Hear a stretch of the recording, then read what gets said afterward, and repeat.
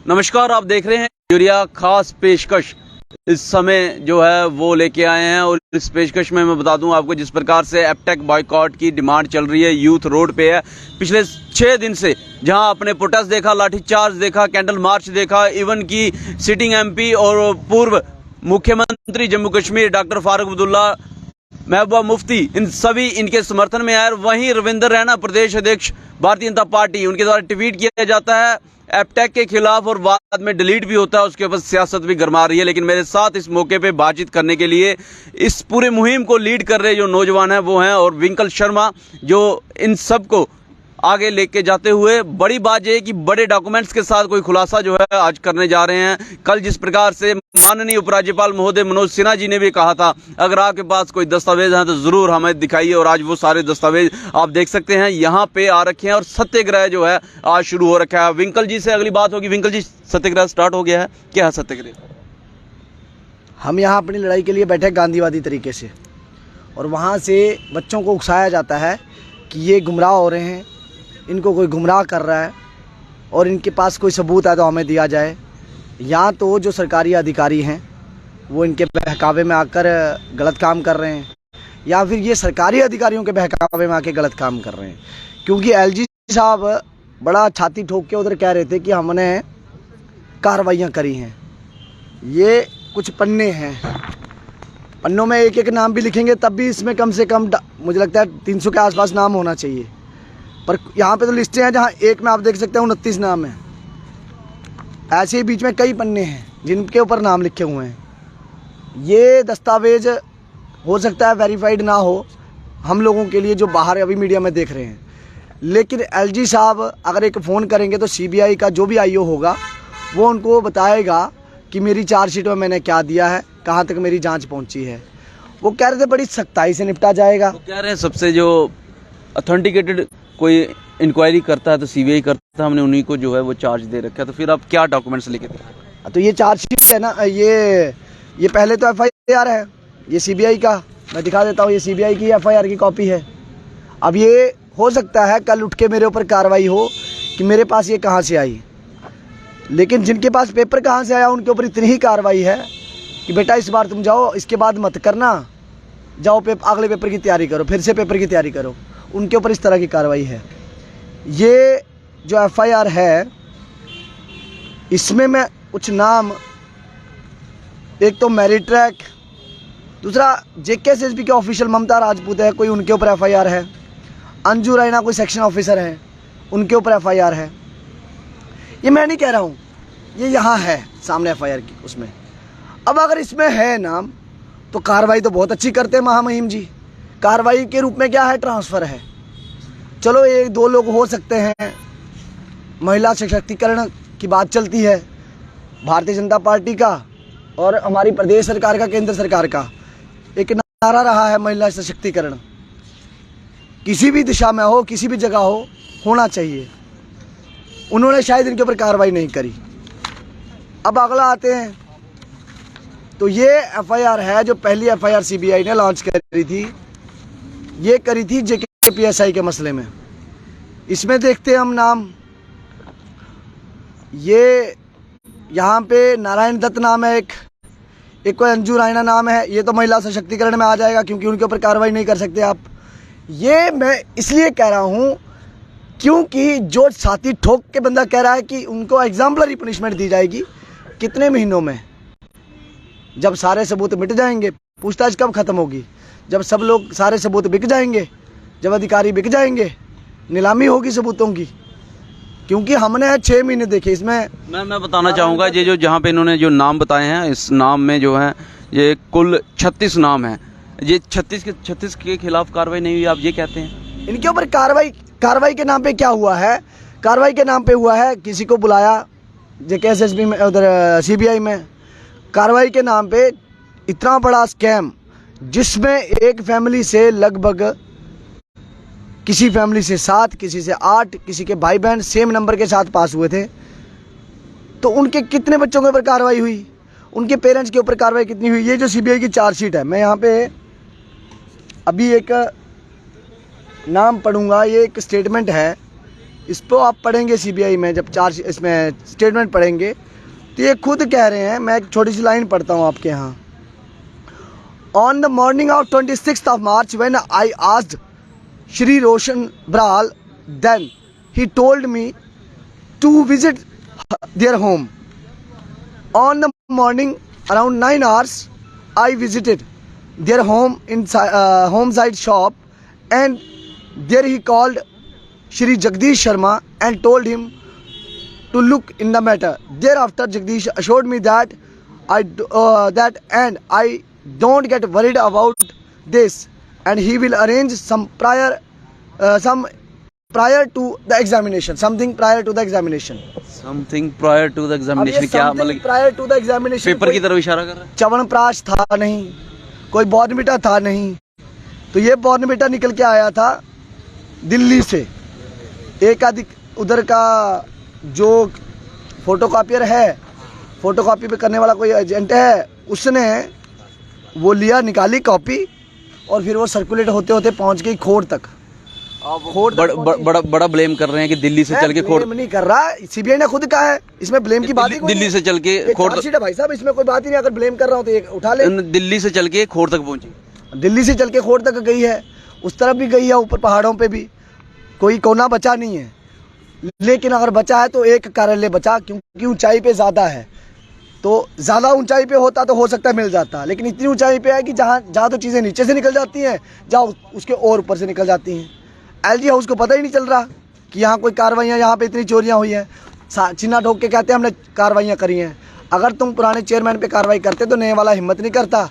वो जो चंद बाबुओं के प्रेशर में आके उसने दस्तखत कर दिए, कंडीशनें चेंज कर दी, वो नहीं करता, क्योंकि पिछले वाले ने भी तो कह ही दिया ना सीबीआई के सामने कि भाई मुझे पुराने चीफ सेक्रेटरी ने प्रेशराइज किया था, तो ये भी इसने भी बोल दिया, इसने भी तो कोर्ट में कहा है। बड़ा खुलासा आप ग्रेटर जम्मू के माध्यम से सुन रहे हैं कि दिल्ली से चल के खोड़ और ऊपर पहाड़ों तक, पता नहीं मतलब कि कौन सी दिशा में कह रहे हैं, लेकिन वहां तक पेपर पहुंचे और इसके साथ साथ प्रेशराइज होकर जो है काम किया जा रहा है Jammu Kashmir service selection board में। कौन प्रेशर कर रहा है?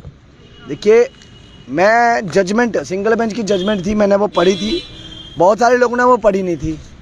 उस जजमेंट में जस्टिस नरगाल साहब जो है, उन्होंने जजमेंट दी, पैरा नंबर 17 या 18 में वो आएगा।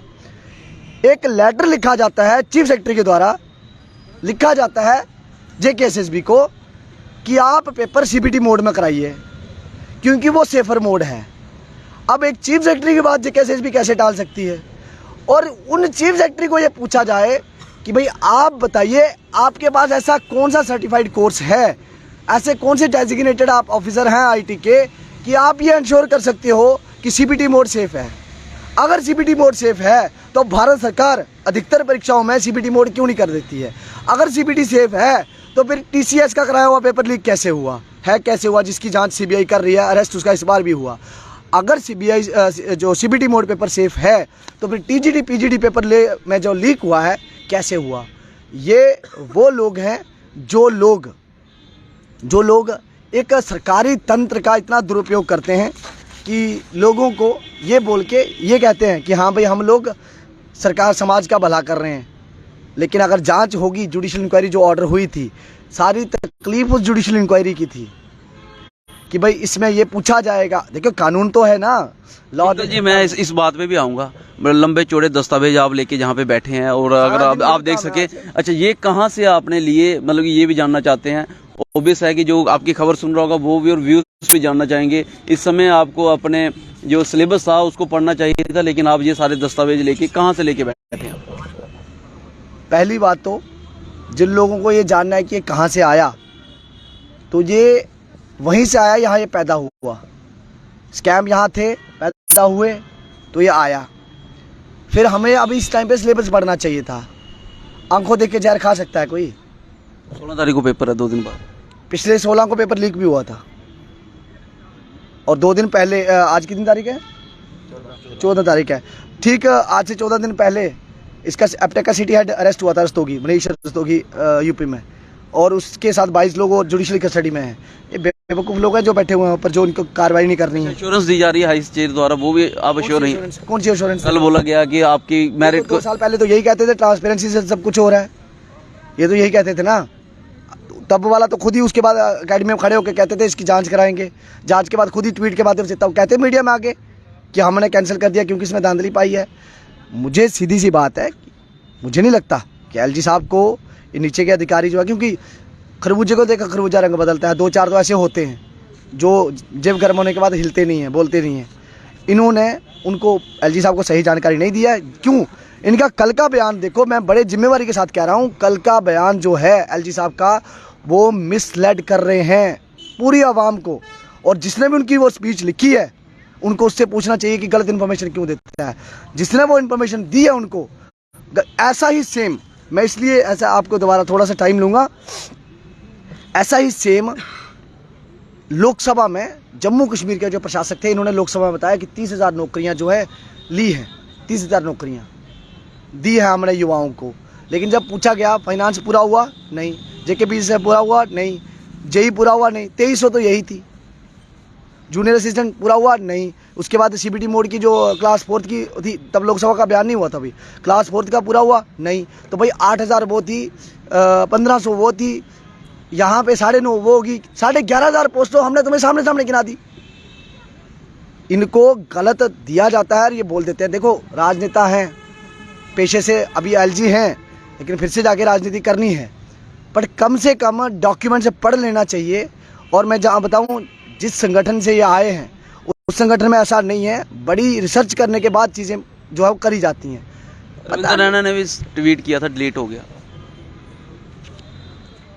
मुझे ऐसा लगता है जिस हिसाब से वो चल रहे हैं ना, लोगों की याददाश्त में से वो डिलीट हो जाएंगे। ठोकते तो वो बहुत है मीडिया में, सबको छाती ठोक के बोलते हैं कि हाँ मैं शेर हूँ, शेर हूँ। अब शेर की जहाँ तो डेफिनेशन बदल गई है, जहाँ फिर शेर जो है ना वो बस पिंजरे का है, सर्कस वाला है। जिसको बोला नाच तो वो नाचना शुरू कर देते हैं, जिसको बोलते हैं ट्वीट कर, ट्विटर चल डिलीट कर देते हैं। अगर हिम्मत है, सरकार नहीं सुन रही है, जो हर बार रोना रोते हैं, तो एक काम करो, उठो, एक रेजिग्नेशन लिखना आएगा आपको, मुझे पता है। लिखो I am resigning in protest against these recruitment scams. Solidarity दिखाओ युवाओं के साथ, युवा सर आंखों पे बिठाएंगे। लेकिन जिस तरह से हथकंडे, जिस तरह के वो एक ड्रामे करते हैं, ये है वो है, उस वो करके अगर आप कर रहे हो, मैंने बहुत बोला है हमने लड़ाइयाँ लड़ी हैं, तो वो लड़ाइयाँ कितनी लड़ी हैं वो दिख रही हैं ना। यहाँ एक नाम आया था कोई डीडीसी मेंबर का, तो तुम्हारी लड़ाइयाँ अध्यक्ष रहते कितनी लड़ी है तुमने, हम सब देखते हैं। तुम्हारे बड़े जो बुजुर्ग भी बैठे हुए हैं, इतनी लंबी लड़ाई ले रहे हो, फ्यूचर के लिए, कैरियर के लिए खतरा नहीं लगता? कौन सा करियर भाई साहब, 30 साल की उम्र होने वाली है अभी। नौकरी करता है बंदा 24-25 साल में नौकरी लेता है, ईमानदारी से नौकरियाँ दे तो सही। 24 साल में 21 साल में जब ग्रेजुएट होने के बाद, वो भी इनके जो प्रकरण हैं 21 वाली 22 में कराते हैं, साल तो ऐसे ही खा जाते हैं। उसके बाद जब पढ़ना शुरू करता है बच्चा, तो पहले 3 साल उसको ये भ्रम दिया, गोली दी जाती है कि अभी तूने स्टार्ट किया, यू आर अ फ्रेशर, थोड़ा टाइम लगता है। ये पहली बार चुनाव लड़ते हैं और जीत जाते हैं, वहाँ कोई फ्रेशर नहीं है। इनको पार्टी पहली बार पार्टी में बोलते हैं, इनको अध्यक्ष पद मिल जाता है, कोई फ्रेशर नहीं है। कहा जा रहा है वो लीडर जिन्होंने नौकरी, एक मिनट, इनकी तरफ से कोई फ्रेशर हो तो चलेगा। जो बच्चा एस्पिरेंट पहली बार पेपर दे रहा है उसको कहते हैं फ्रेशर है, पर इसीलिए तेरा पेपर नहीं हुआ। जब वो ज़्यादा हो जाता है फिर कहते हैं कंपटीशन बहुत बढ़ गया है।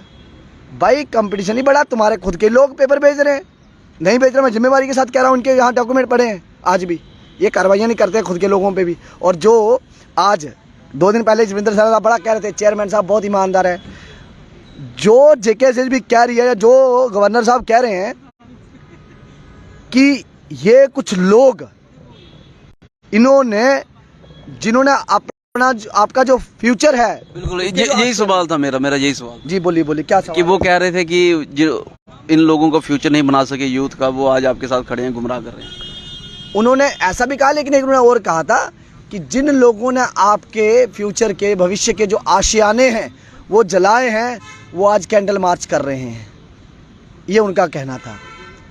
हमने फ्यूचर जलाया है क्योंकि एक डीडीसी मेंबर 10 लोगों को पेपर बेच रहा है, कल को एमएलए बनेगा, उसका भी ख्वाब था कि मैं नौकरियां लगवाता हूं, वो बताएगा सबको। और डीडीसी मेंबर किसका था?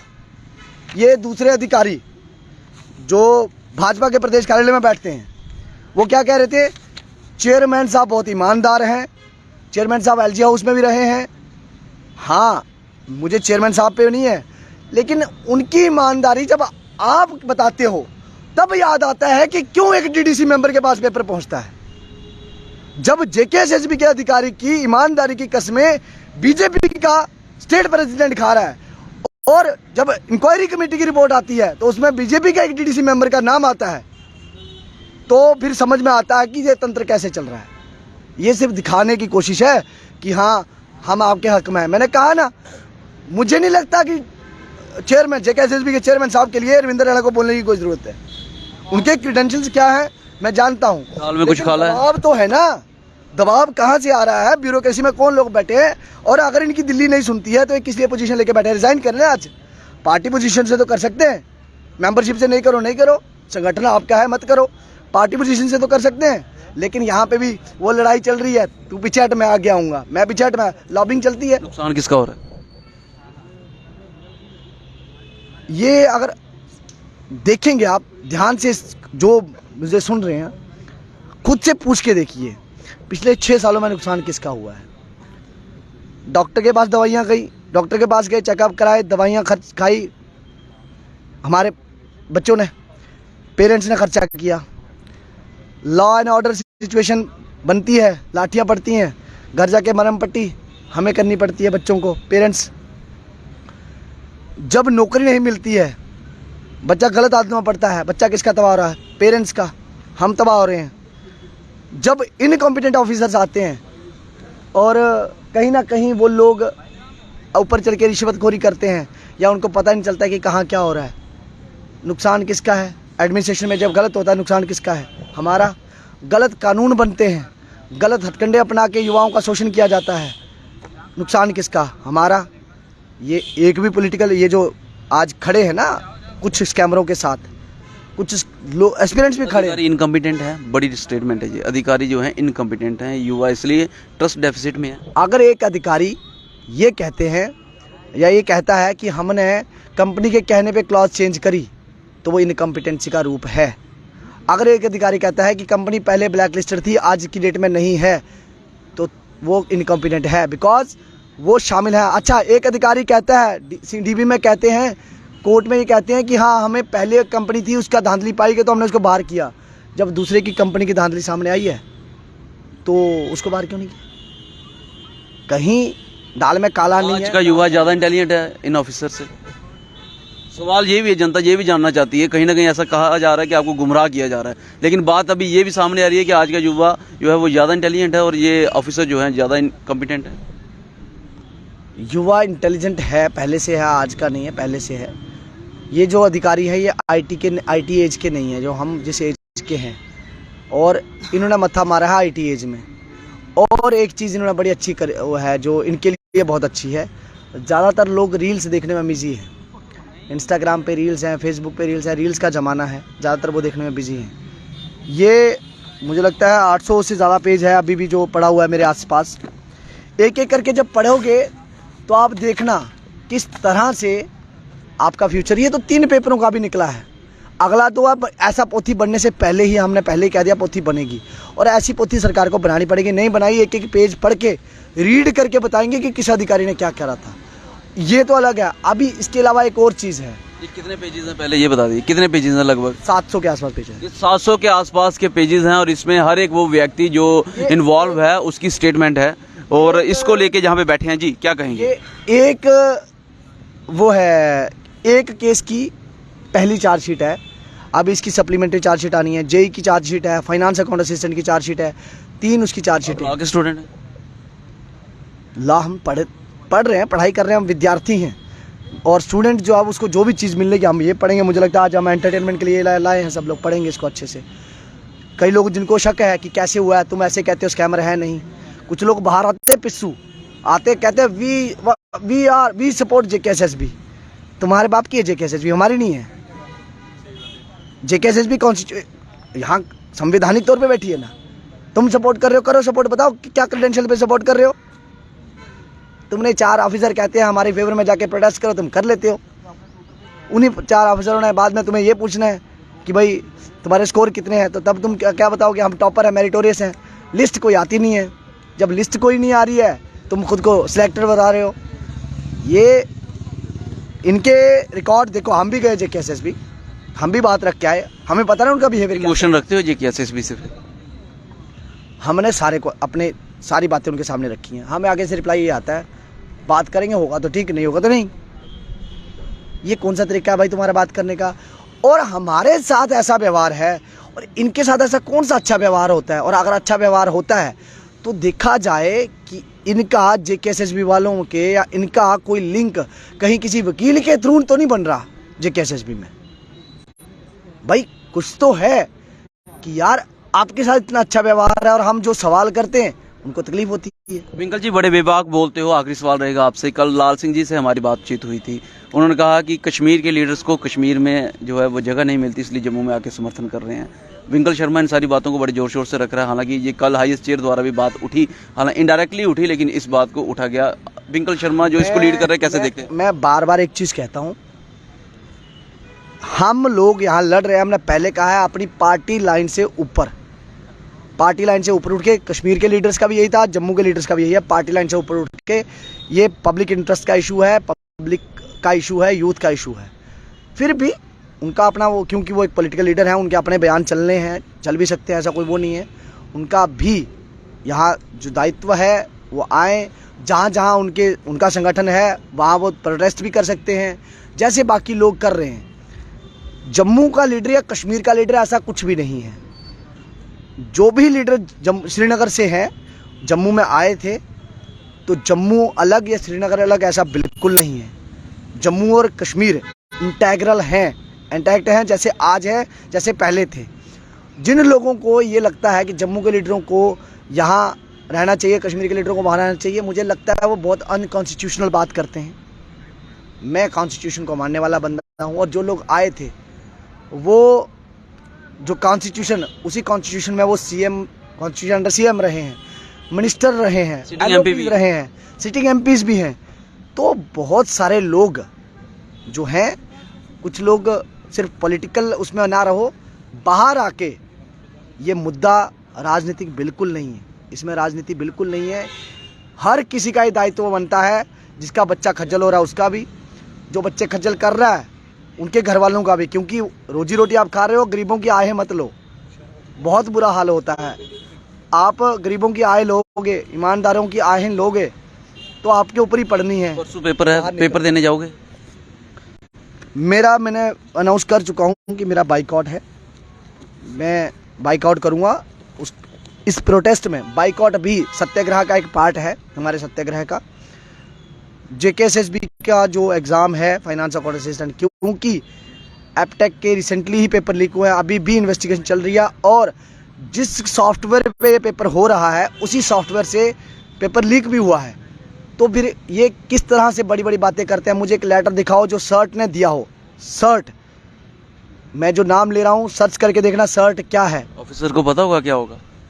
ऑफिसर्स को पता है नहीं है, लेकिन सर्ट का सर्टिफिकेशन ले आओ कि ये सॉफ्टवेयर अभी हैक हुआ था, अभी वो सिक्योर हो गया है, और जो हुआ था। और एक चीज़, UPSCF की रिपोर्ट जो लाई थी, जो जिसमें 138 लूप होल आए थे जब ये ब्लैक लिस्ट हुई थी, उस STF की रिपोर्ट में जो 138 लूप होल हैं, जैसे उन्होंने मेंशन किया था एंटीवायरस नहीं था। मेरे को दिखा दो कौन सा एंटीवायरस इंस्टॉल है, मुझे दिखा दो कौन सी विंडो इन्होंने चला रखी है। मैं मान जाऊँ सर्टिफाइड डॉक्यूमेंट लेके आना। ये मत कहना कि मैं भूल रहा हूँ, यहाँ भूलने की नौबत नहीं है। हम आए डॉक्यूमेंट लेके, 9 महीने हो गए बड़बड़ करते हुए, हमें जो अल्फाज बोलते नहीं है, तुमसे ज़्यादा डाटा हमारे पास बैठा हुआ है। बहुत धन्यवाद विंकल जी, हमसे बातचीत करने के लिए और बेशकीमती जानकारी देने के लिए। जी, धन्यवाद आपका, जो आपने हमें मौका दिया। पिछले कई दिनों से यही चल रहा है, आप लोगों का समर्थन ही है। सरकार तो सुनती ही नहीं, सरकार तो अपने आप को पर, लेकिन एक दो चीज़ उनको बड़ी याद आती है। लाठीचार्ज उनको याद नहीं आया, कैंडल मार्च याद आया है। ये बड़े विंकल शर्मा से हम बातचीत कर रहे थे, और अब इनके नौजवान युवा जो साथी हैं वो भी यहीं पे हैं। लेकिन बड़ी बात, ये बड़ा दस्तावेज लेके जहाँ पे आए थे, ये दस्तावेज लगभग 700 कॉपीज इन्होंने जो है फोटोस्टेट करवाई हैं। बड़ी बात जो सामने आई कि सर्टिफिकेट जो है, सर्ट का सर्टिफिकेशन लेके आइए कि इसमें जो है घोटाला नहीं होगा। और इसके साथ साथ ये भी कहा गया कि जो ऑफिस ऑफिसर्स आज की डेट में जहाँ पे हैं वो इनकम्पिटेंट हैं, युवा जो हैं वो ज़्यादा कम्पिटेंट है, जिसके चलते जो है ट्रस्ट डेफिसिट क्रिएट हुआ है। और यहाँ तक इन्होंने कह दिया कि जो बड़े बड़े दावे किए जा रहे हैं वो बड़े दावे जो हैं, जो बड़े बड़े दावे जहाँ पे किए जा रहे हैं वो बड़े दावे जो हैं वो सारे के सारे फेल हैं, क्योंकि इनके पास सबूत है और जो बातें करते हैं उनके पास कोई सबूत नहीं है, जिसके चलते नौजवान आज रोड पे है। 16 तारीख को जो एग्जाम है उसको बायकॉट की कॉल दी है। बहरहाल आप क्या सोचते हैं, क्यों नौजवान रोड पे है और क्यों इस तरीके से ड्रग्स के केसेस बढ़ते जा रहे हैं? अनएम्प्लॉयमेंट की रेट की बात करें तो पहले, दूसरे, तीसरे नंबर पे जम्मू कश्मीर रहता है। क्या इन सारी चीज़ों का यही एक बड़ा कारण है? क्या इनकम्पिटेंट ऑफिसर इसका बड़ा कारण है, या यूथ का जो ट्रस्ट डेफिसिट हुआ है उस ट्रस्ट डेफिसिट का कौन बड़ा कारण है? वैल्यूएबल राय कमेंट सेक्शन में रखिएगा। वीडियो को लाइक व शेयर करना ना भूलिएगा। जुड़ रहेंगे जम के साथ। मैं पंकज खजूरिया। जय हिंद।